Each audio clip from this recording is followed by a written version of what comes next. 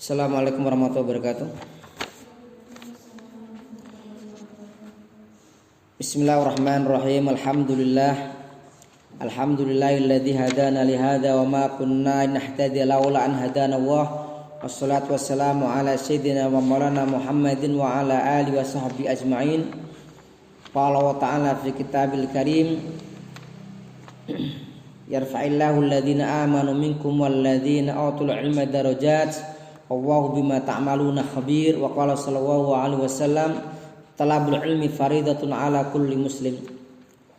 Alhamdulillah wa syukurillah.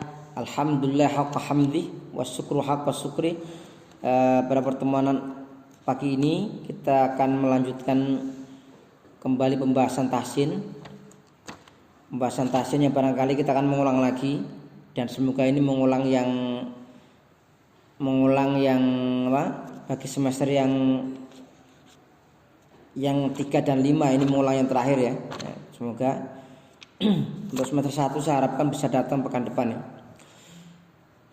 Karena materinya sudah pernah kami sampaikan di pertemuan yang dulu, maka untuk materi terkait bab yang pertama ya, nanti akan saya sampaikan secara singkat. Mungkin bisa jadi hanya sekitar 10-15 menit aja. Intinya saya review pertemuan yang dulu pernah saya sampaikan bahwa Al-Quran Al-Karim ketika turun kepada Rasulullah SAW itu turun bukan hanya sekedar turun,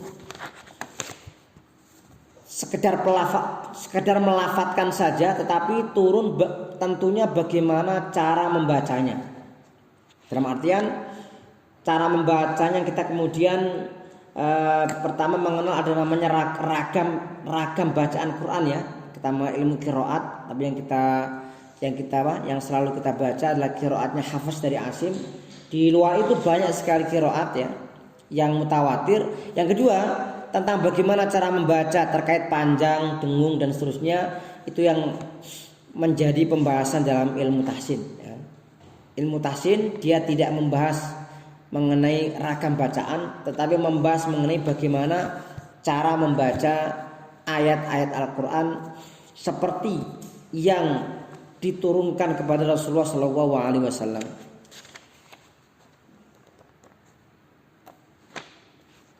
Rasulullah SAW beliau pernah memberikan pujian kepada Abdullah ibnu Mas'ud. Beliau mengatakan, man arada man sarrahu ayyaqra al-Qur'an ghaddan tariyan kama unzil. Barang siapa yang ia senang membaca Quran seperti pertama dia turun, maka Rasul mengatakan fal yaqra ala qiraati ibni ummi abd. Hendaklah dia membaca seperti bacaannya Ibnu Ummi Abd atau Abdullah ibnu Mas'ud. Artinya apa? Artinya Rasulullah SAW ketika beliau menyampaikan wahyu kepada para sahabat, beliau juga menyampaikan cara membaca ghaddan tariyan, bacaan yang kalau dalam bahasa kita bacaan yang benar-benar kalau ibarat laut itu segar sekali bacaannya, atau ibarat makanan itu seperti renyah ya, seperti bacaannya itu enak sekali. Maka hendaklah membaca seperti bacaannya Ibnu Ummi Abd atau Abdullah ibnu Mas'ud. Nah, oleh karena itu tadi saya sampaikan di awal, kalau mempelajari ilmu tahsin itu memang mempelajarinya itu tidak wajib. Hanya dalam artian tidak fardu ain, dia hanya fardu kifayah. Para sahabat dulu mereka belum ada yang namanya ilmu tahsin, belum ada ilmu tajwid ya. Mereka dulu ketika membaca Quran yang langsung di hadapan Rasulullah, kalau bacaan mereka benar ya dibenarkan Rasulullah, kalau salah ya disalahkan. Tetapi kalau terkait di zaman sekarang tuh ada zaman namanya tetap kalau ilmu yang sifatnya ilmu ada sebagian ilmu yang memang harus ada teorinya ya. Semua ilmu ada teorinya mestinya. Maka dalam pembahasan dalam ilmu-ilmu dunia kita sering menemukan yang namanya tetap ada teori. Misalkan orang ilmu dia berkebun atau dia bertani, tentu ada ilmunya. Misalkan ilmu bagaimana seorang membuat hidroponik Ada ilmunya, bagaimana pupuk komposnya berapa persen, pupuk yang tanahnya berapa persen, itu ada ilmunya lah. Ilmu itu supaya ketika kita mempraktekkan ada panduannya. Kalau di zaman dahulu karena belum terkodifikasi dalam ilmu, para sahabat langsung mendengar, dan ketika mendengar ya langsung mereka praktek. Lah bagaimana dengan zaman sekarang? Apakah ilmu harus kita pelajari? Ya ini tergantung tingkat usia ya. Kalau usianya itu masih anak-anak, itu mungkin yang paling cocok itu langsung praktek ya, praktek. Tapi ketika untuk yang dewasa itu mereka perlu yang namanya ilmu, karena itu sebagai bekal ya. Baik, itu mukadimah mengenai tentang bagaimana hukumnya mempelajari ilmu tahsin. Kemudian langsung tentang fadilah atau keutamaan membaca Al-Quran. Itu bisa kalian buka ya. Semua bawa bukunya. Ya, sudah bawa bukunya ya. Buka halaman 4. Halaman 4 sampai halaman 6 ya. Saya singkat. Fadilah keutamaan membaca Al-Quran pertama adalah menjadi perniagaan yang tidak akan merugi. Artinya orang yang dia mempelajari Al-Quran ya, mempelajari termasuk apapun yang terkait dengan Quran ya, mempelajari, kemudian memahami, menghafal, mengamalkan, membaca, mendengar ya, semuanya, termasuk yang mendonasikan hartanya untuk kepentingan para penghafal Quran, termasuk mereka pembela Quran dan seterusnya, itu mereka tidak akan merugi. Yang kedua, amal yang terbaik, artinya dari sekian amal di dunia kan banyak ya. Quran mengatakan dalam surah Al-Lail, inna sa'yakum lasyatta. Sesungguhnya pekerjaan kalian nasyatta, itu bermacam-macam. Jadi pekerjaan manusia itu bermacam-macam. Tetapi Rasul mengatakan sebaik-baik kalian khairukum man ta'allamal Qur'ana wa 'allama. Baik-baik kalian yang mempelajari Quran dan mengajarkan. Ini jadi luar biasa. Maka oleh karena itu orang-orang Palestina itu mereka sangat senang sekali dengan Al-Quran. Di Palestina itu anak-anak kecil mereka sudah dimasukkan kitab-kitab Quran. Yang kedua, di orang-orang Palestina itu mereka selalu bangga kalau mereka menghafal Quran. Maka mereka kalau memperkenalkan diri mereka selalu mengatakan saya seorang penghafal Quran dan kebetulan seorang insinyur. Mereka selalu bangga dengan Quran. Itu yang barangkali perlu kita teladani di situ, karena orang-orang Indonesia itu kurang begitu pede. Ya. Orang Indonesia itu kurang begitu pede sehingga menganggap bahwa Quran itu sesuatu yang biasa. Mereka mengatakan saya seorang dokter, kebetulan saya menghafal Quran. Ini Quran dianggap kebetulan. Ini yang kadang yang kita dapatkan di tengah-tengah kita seperti itu.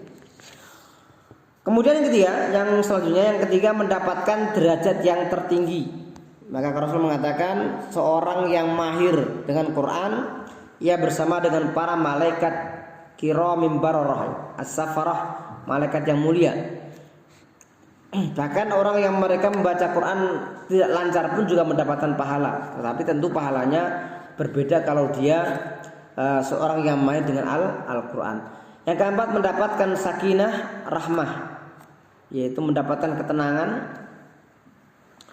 secara umum ya. Secara umum mereka yang berada dalam majlis Quran, membaca Quran dan kemudian mentadarusi ya. Tadarus ini istilah yang sering munculnya itu setiap setahun sekali ya. Bulan apa? Bulan Ramadan ya. Dan itu sebenarnya tadarus di Indonesia ini itu belum tadarus. Itu baru namanya tilawatul Quran, yaitu satu orang baca Quran ya. Tapi tadarus itu artinya beberapa orang mereka saling bergantian membaca Al-Quran, kemudian nanti ada saling mempelajari Al-Quran. Jadi kalau semuanya bisa menyampaikan, memahami maknanya, ya bisa menyampaikan istilahnya khawatirnya atau yang terbersih dalam pikirannya ya, terkait makna-makna Quran. Tetapi kalau nggak bisa, mestinya ada salah satu yang menjadi pembimbing yang nanti dia bertugas untuk membimbing bagaimana cara memahami Quran dengan baik. Itu namanya tadarus. Kalau di Indonesia berbeda. Tadarus itu panitia membuat acara kalau Ramadan, dibuat jadwal ya, dibuat jadwal siapa yang membuat makanan. Berarti yang anaknya yang dibikin jadwal siapa yang bikin makanan, bukan jadwal siapa yang baca Quran. Dan biasanya kalau tadarus itu yang baca Quran itu satu orang, tapi yang lain itu mereka pada makan. Itu yang tadarus. Ini salah ya. Jadi kalau kita kembalikan pada makna tadarus, itu mestinya mereka sama-sama membaca Quran, sama-sama mengkaji Al-Quran, itu namanya tadarus. Kemudian lanjut yang kelima, mendapatkan sebaik-baik anugerah Allah Subhanahu wa taala. Jadi orang yang membaca Al-Quran itu mendapatkan yang terbaik. Kemudian yang keenam seperti buah utrujah. Utrujah itu buah yang wangi, buah yang rasanya manis, kemudian baunya wangi. Jadi manis itu adalah kondisi keimanan. Ya, jadi kalau orang punya iman berarti dia manis. Tapi manisnya nggak cukup. Kalau dia nggak membaca Quran, maka dia tidak wangi. Seperti apa? Seperti korma yang tidak wangi dan baunya rasanya manis tapi nggak wangi. Ya. Kalau dia manis dan dia wangi itu artinya dia secara fisiknya dia bagus dan dia ada wangi, artinya itu punya ada syiarnya. Islam itu punya syiar. Nah, syiarnya kita adalah syiaruna, yaitu qiraatul Quran. Jadi syiar kita itu membaca Quran. Jadi kalau di mana-mana banyak orang baca Quran, berarti itu kesimpulannya Al-Quran itu ada syiarnya. Yang ketujuh mendapatkan kebaikan yang berlipat ganda. Kedelapan memberikan syafaat ketika pada hari kiamat kelak. Quran mengatakan, Rasul mengatakan, Iqra'ul Qur'ana fa innahu ya'ti yaumal qiyamah syafi'an li ashabi. Bacalah Quran karena ia akan datang pada hari kiamat, dia memberikan syafaat kepada orang yang membacanya. Yang terakhir sebagai penutup untuk pagi ini, kita ulang lagi tentang adab membaca Quran. Jadi Islam ini agama yang di sana banyak sekali adab-adabnya. Jangankan baca Quran ya, orang dari bangun tidur itu juga ada adabnya. Semua dalam Islam itu ada adab-adabnya. Ya. Adab baca Quran pertama membaca di tempat yang suci. Pastikan jangan tempat yang kotor ya. Menghadap ke arah kiblat ini adab dalam artian kalaupun tidak membaca ke arah kiblat tidak masalah, tapi adabnya bagus ke arah kiblat. Kemudian memulai dengan berta'awud atau memohon perlindungan dari godaan setan yang terkutuk, memohon kepada Allah Subhanahu wa taala. Yang keempat, khusyuk dan berusaha mentadaburi. Jadi membaca Quran itu harus khusyuk ya. Jangan membaca sambil guyon atau sambil tidak fokus ya. Menangis dan berusaha menangis ketika membaca. Maksudnya ini menangis ini ya kalau memang dia membaca, dia merasapi maknanya. Lah orang baca Quran nggak paham artinya nangis ya. Atau orang nangis, kenapa dia nangis? Wah, saya nangis kenapa? Lah saya nggak lancar membacanya nangis itu. Bukan nangisnya bukan karena maknanya, tapi karena nangis nggak bisa baca itu. Yang keenam membaca dengan tartil, ini penting karena Quran itu beda dengan Quran ya. Kalau Quran membaca bebas, jadi kalau Al-Quran itu ada aturan membaca dengan tartil. Tartil itu pelan-pelan, kemudian mengikuti aturan ilmu tajwid. Nanti kita bahas di beberapa belakang ya.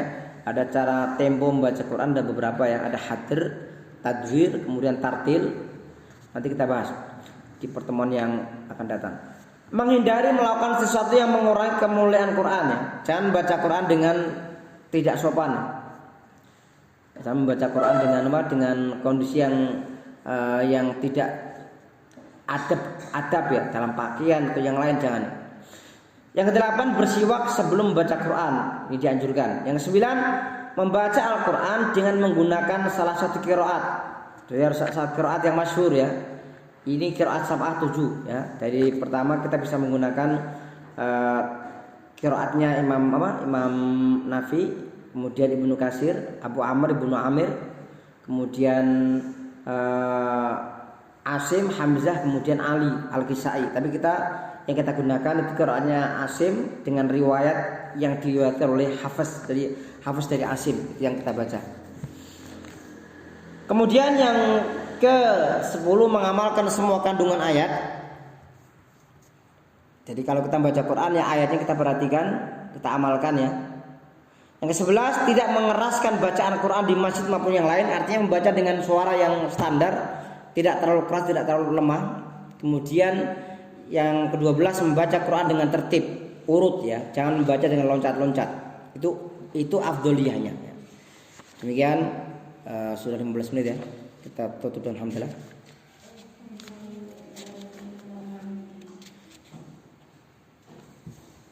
Assalamualaikum warahmatullahi wabarakatuh.